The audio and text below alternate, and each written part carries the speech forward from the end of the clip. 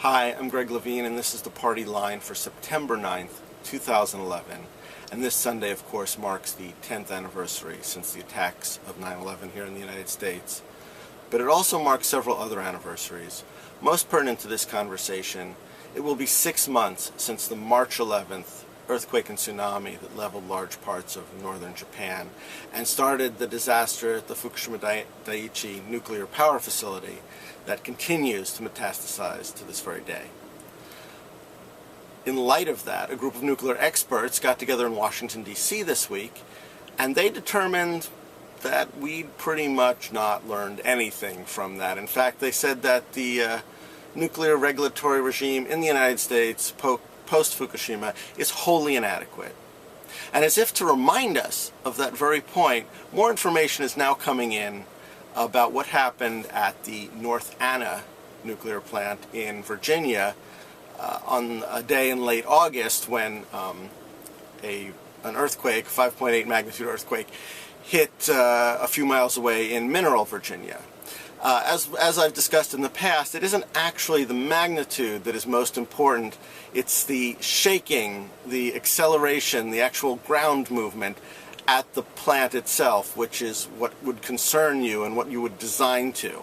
And it was determined finally, as reports and data come in from what are called shake plates, that the amount of movement at the North Anna facility far exceeded the design specifications there at the plant. The earthquake was bigger than they had built the plant to withstand.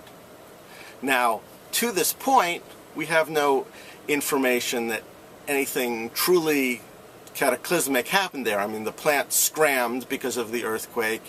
Most of the backup power generators kicked in, not all of them, but enough so that in the time it took between when the plant scrammed and the electricity went offline and when they could restore power to the plant, there was enough power in the backup generators to keep the cooling facilities and the monitors active.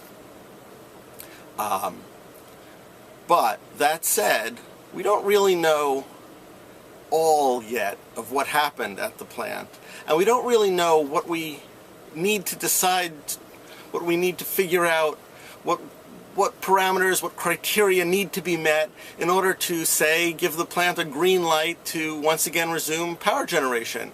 Because, as it turns out, what we now learn is we have no protocols for evaluating a U.S. nuclear facility after it has encountered an event that exceeds its design specifications. That's right, we have no protocols to evaluate North Anna after it has sustained an earthquake that was larger than an earthquake it was the maximum size of which it was designed for. I know. Stunning. And so in the absence of an actual national protocol, what we're seeing happen at North Anna is that the Dominion Power people are going through the plant using a checklist designed by a group that is essentially an industry consortium. In fact, not essentially, it is. It's a non-profit power industry consortium that developed a protocol on what to look for and how to evaluate a plant after it has encountered one of these events. I don't know how good that protocol is, but the idea that it was put together by an industry-sponsored group does give one pause. It should give one pause. And it should, again, highlight how sorely lacking our nuclear regulatory regime is here in this country. Just like last week when I discussed how across the eastern seaboard we had no single standard for how to deal with the oncoming Hurricane Irene, so that some plants stayed operating at full power while others powered down and others shut down completely, and to varying results, I'm afraid. And I find this completely stunning that we have this national industry up and running, which is, by everyone's accounts, a kind of a hot potato.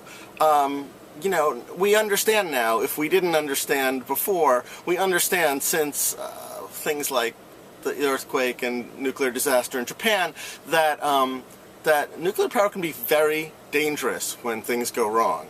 And to not have protocols to handle when things go wrong is the height of irresponsibility, and really unacceptable for a modern and wealthy nation. But we seem determined not to learn lessons, and that it's kind of amazing.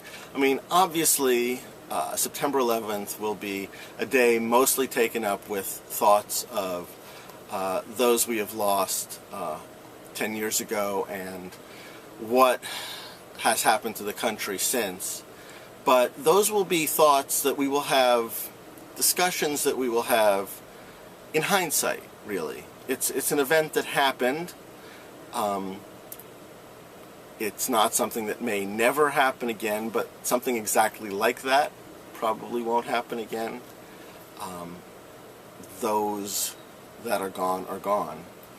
But in Japan, the events that happened 6 months ago are really just the beginning. They have nowhere near a handle on what is going down at that nuclear facility. The area around it, and I'm talking a large area around it, is covered with dangerous amounts of radioactive fallout.